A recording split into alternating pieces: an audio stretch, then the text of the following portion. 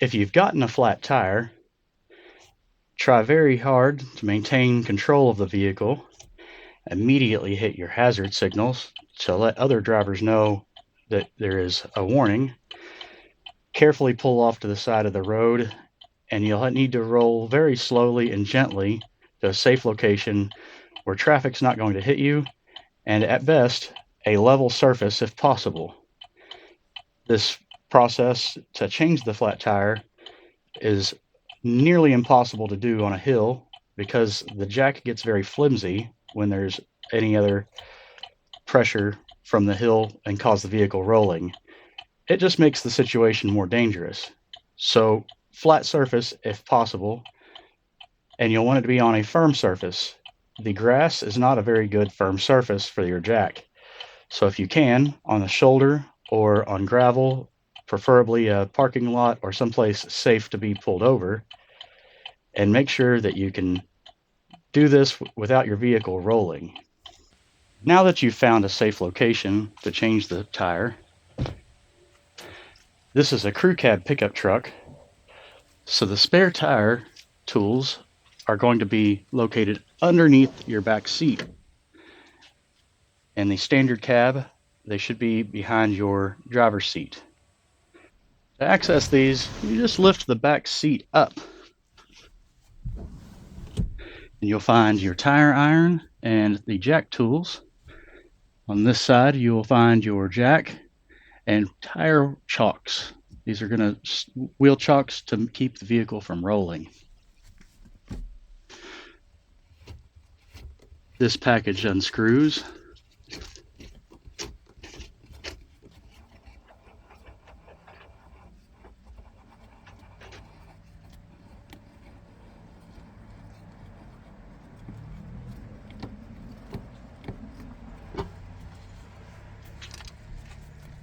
And you'll be able to just slide the package out. In here, you're going to find the tire iron and a few extension rods that you will need very shortly. Also inside this bag, you will find instructions for lift points on where the jack needs to sit, and also the same instructions I'm going to give you now, but without much information. On the passenger side, to remove the jack and wheel chocks, you'll unscrew first the anchor that holds them down, remove your wheel chocks and the hook from the jack. The jack still won't be able to be removed, so you'll need to turn the knob counterclockwise, the opposite direction your clock turns, a few turns to release the jack and relieve the pressure from the mount. Now, we're ready to take these tools to the outside of the vehicle where the flat tire is. The spare tire is located under the back of the truck. To access it, you'll need the tools from your package here. You should have 3 different poles and your tire iron. You can remove those from the package, and you'll notice one end has a square female side and the other end has a male side with a silver button.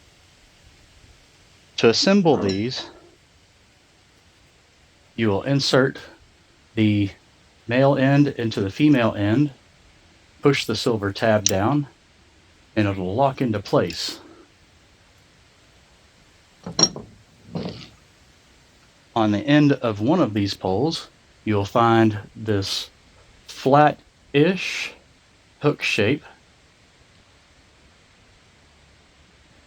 and we'll need this end for both the jack operation and to remove the spare tire from the truck.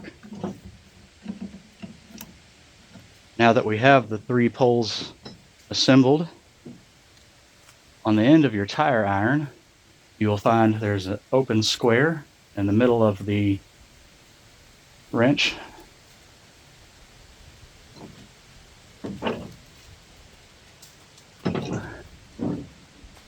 You will face the wrench end out away from the length of the pole and snap it over the end of this pipe as well. Now we're ready to go to the spare tire. On the back of your bumper, you'll see the cap here that can just be popped open. But there's a lock. This lock prevents your spare tire from being stolen. The key to that lock should be the ignition key to your truck. In this particular case, with the push to start button, you most likely won't have your ignition key handy to go. To access your key from the fob, you'll push in on the small black square and pull straight out. And there's your hidden ignition key. This key is used in the lock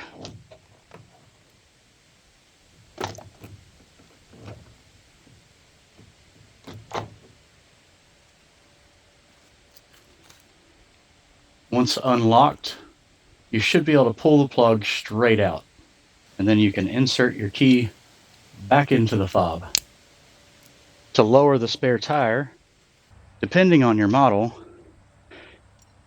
it may only fit the square end. And you can tell by this ring that's mounted here.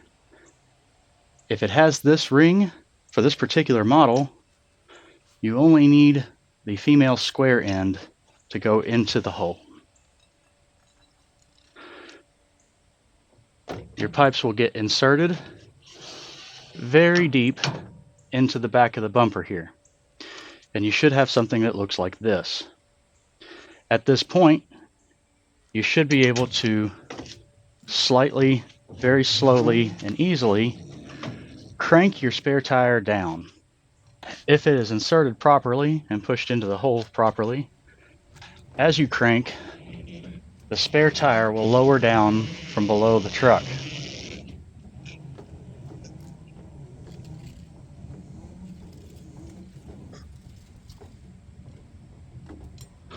Once the tire is on the ground,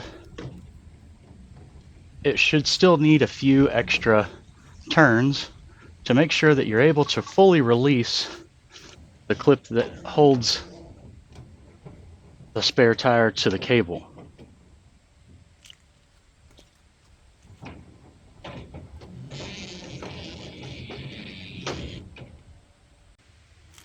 It should look something like this. With the cable loose, you'll be able to maneuver the bracket out of the wheel, and then you'll have access to be able to slide your tire out from under the vehicle.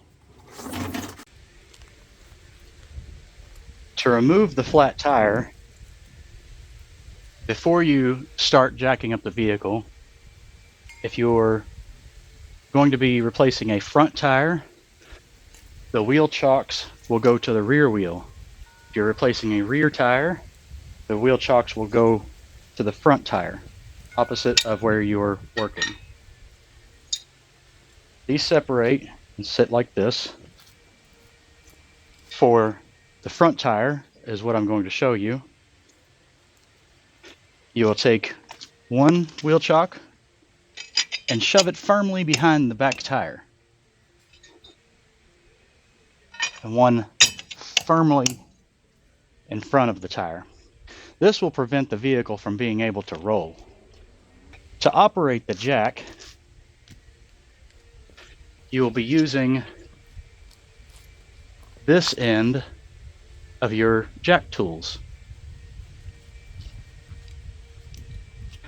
You will insert it into the slot on the side of the jack. And now you'll be able to crank the jack to raise and lower it.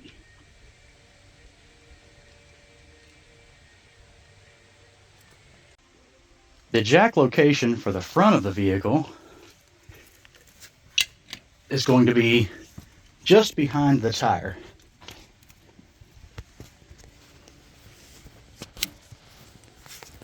In front of the sway bar, you'll see this circular pad. Your jack should set right in that circular pad.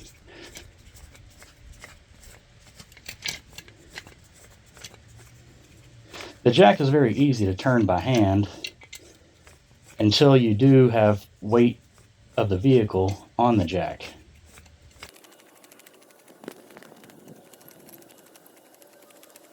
These jacks are not very sturdy, as they're not meant to be used regularly, but as a safety backup plan. So I always caution to make sure that you have it planted on something very firm and solid. Soft grass will make this jack fall over, and the vehicle could fall on you and hurt you.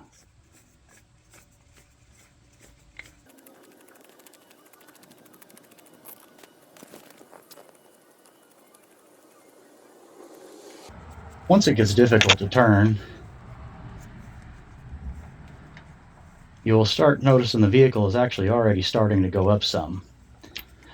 I want to stop you here because the next difficult part is going to be removing these lug nuts. The lug nuts are going to be very hard to break free initially. So before the full weight of the vehicle is off the ground, it's best to go ahead and get these just slightly broke free to make it easier. Otherwise, once the tire is off the ground and you try to turn these nuts, the whole wheel will spin and it'll be very difficult to be able to actually break them free. Now, on this process, it won't be a good idea to go ahead and back them off very far. You just want to get them started. To do that, you will need the tire iron tool.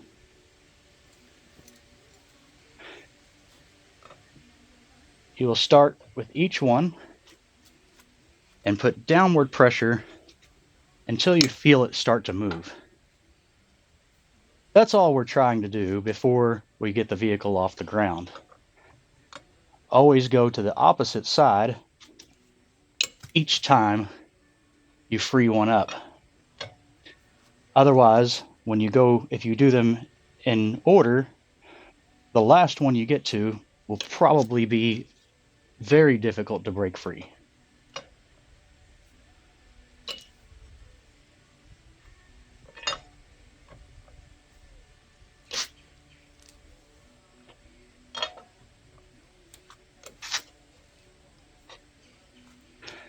Now, to be sure, at this point, it is very important not to go ahead and remove those lug nuts yet.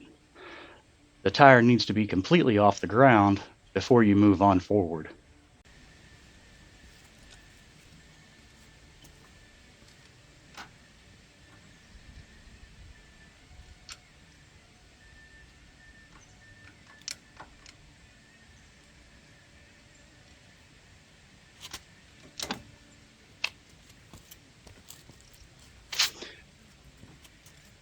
You will continue to turn the jack until your tire is completely off the ground. If you have a flat tire, you'll need to continue going a little higher than just off the ground because the aired up tire will be taller and you'll need to account for the space you'll need to get to it onto the lugs.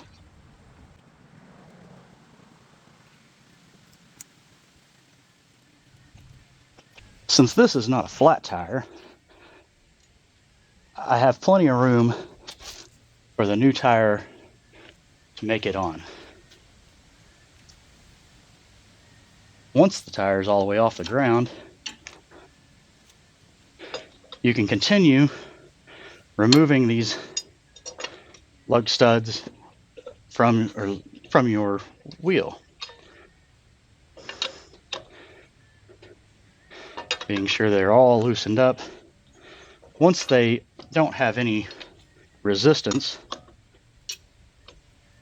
you can go ahead and just spin them on off. Whatever assistance you might need with the tire iron.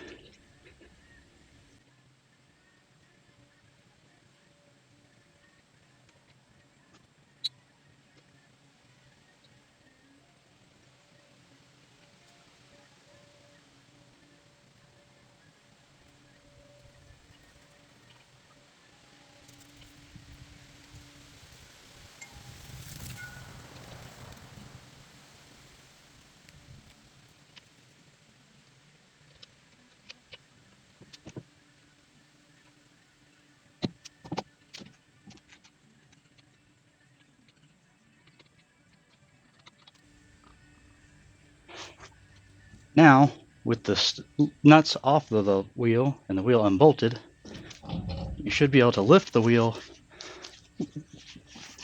off the vehicle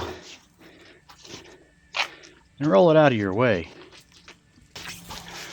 You can immediately go ahead and put your spare tire back on where you just removed the other wheel. You'll need to line up the studs with the holes.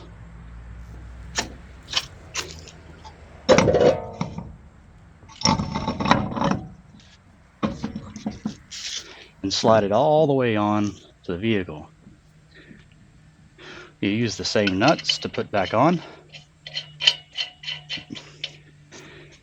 And at first, we're just going to hand tighten these all the way down. We don't actually tighten them fully yet. The nuts have an acorn shape on the bottom of them that will actually make the alignment of the wheel to the studs. If you tighten one down too early, the other ones may not line up, and you'll be left with a very bouncy, unbalanced wheel, and can be dangerous.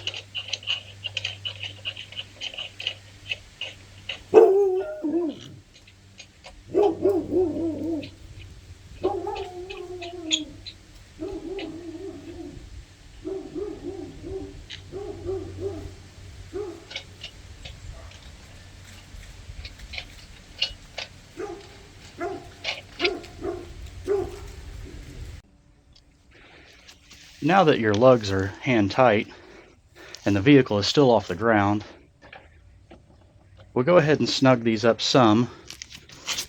You won't be able to fully tighten them down quite yet while the vehicle is off the ground, but you do want them tight enough to hold the weight of the vehicle. So be sure that you always go at opposing bolts on your way back in to ensure proper alignment of the wheel to the studs.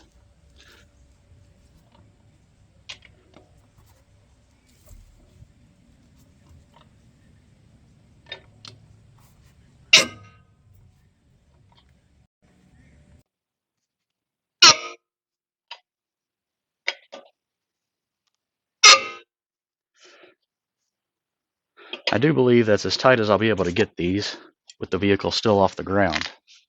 You can now lower the vehicle to the ground, turning the jack the opposite direction you were using to raise it.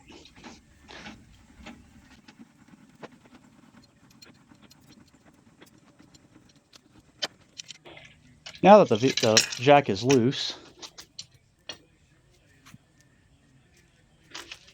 you can go ahead and tighten the wheel the rest of the way down.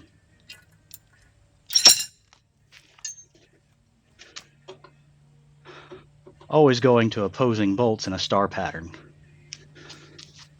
You'll put a significant amount of force to each lug and go back over each one to double check that you're not able to pull down any further. The leverage you have for this tire iron, your lug wrench, will only allow for so much torque. If you're a smaller person, it might be very difficult to actually get these as tight as you can.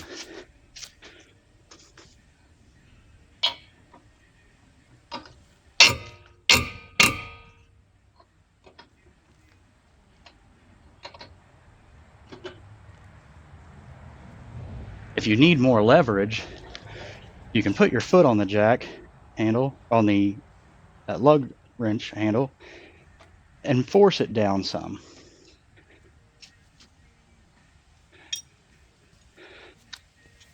But now your spare tire is installed. You can pick up all of your pieces. The spare tire can go in the bed or back underneath of the truck until you can get to a tire shop and have your tire repaired. In order to put your full-size wheel underneath of the truck, the hole that you had the cable through, there's a cap in your way. That cap can be removed by just pushing the cap and the tabs out. You'll insert the plate back into the bottom in the wheel, and then you can crank the winch cable back up to the bottom of the vehicle. Considering you're probably headed to a tire shop as soon as possible, it's easier for the tire shop if the tire is just laying in your bed of your truck. That way they don't have to spend time removing and reinstalling it. Once your tools and everything are picked up and put back into the vehicle, you can safely drive on this tire to your nearest tire shop, or as soon as possible you'll want to get this replaced.